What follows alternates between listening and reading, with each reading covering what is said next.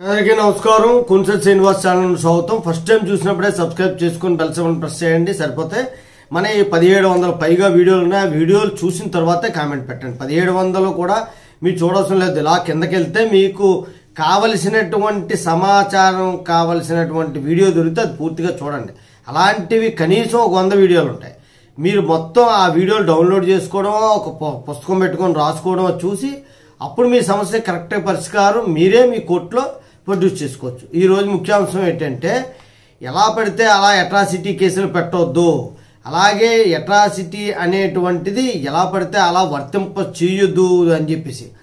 కులం పేరుతో తిట్టినంత మాత్రాన అది అట్రాసిటీ చట్టం కిందకి రాదు అని చెప్పింది. అంటే అవమానించే ఉద్దేశంతో అందరి ఎదుట కులం పేరుతో దూషించినప్పుడు మాత్రమే ఎస్సీ అట్రాసిటీ అనేటువంటిది అప్లికబుల్ అవుతుంది.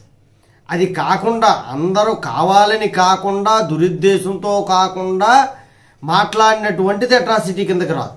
ఏ సందర్భంగా చెప్పిందంటే, తమిళనాడుకి చెందిన ఒక వ్యక్తి మీద పోలీసులు అట్రాసిటీ కేసు పెట్టారు. సెక్షన్ 3 క్లాజ్ 1(r) ప్రకారం, సెక్షన్ 3 క్లాజ్ 1(s) ప్రకారం ఒక కేసు పెట్టారు.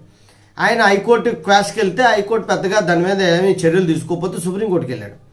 సుప్రీంకోర్టు చెప్పింది, అందరి మధ్య ఆ కులాన్ని కించపరిచే విధంగా దూషిస్తేనే ఆ చట్టం వర్తిస్తుంది. బహిరంగంగా జరిగిన సంఘటన అయి ఉండాలి, బహిరంగంగా జరగాలి, ఆ ఉద్దేశంతో జరగాలి. అంటే ఇతరులని కులం పేరుతో తక్కువ చేసి మాట్లాడాలనే ఉద్దేశం ఉండాలి మాట్లాడినోడికి. అది బిఆర్ గవాయ్ తర్వాత అగస్టస్ మోహన్తో కూడినటువంటి ధర్మాసనం చెప్పినటువంటి తీర్పు. గొడవ ఏంటి అంటే, ఒక రెవెన్యూ స్టాలిన్ అనేటువంటి వ్యక్తి ఒక రెవెన్యూ ఆఫీస్కి వెళ్ళాడు. రెవెన్యూ ఆఫీస్లో సమాచారం అడిగాడు. సమాచారం రెవెన్యూ వాళ్ళు ఇస్తారా? డబ్బులు ఇవ్వాలా? డబ్బులు ఇవ్వకుంటే ఇతను ఏం చేశాడంటే మామూలుగా అడిగాడు, ఇవ్వలేదాడు. ఆ విఆర్ఓ ఎవరో ఇవ్వకపోతే అక్కడ పేర్లు వేరే ఉంటాయి, ఇవ్వకపోతే నీలాంటి ఉద్యోగం ఇస్తే ఇలాగే ఉంటుంది అన్నాడు. ఆ ఒక్క అనువుగా చూసుకొని వాడు ఏం చేశాడంటే అట్రాసిటీ పెట్టాడు. పెడితే సుప్రీంకోర్టు తిట్టింది.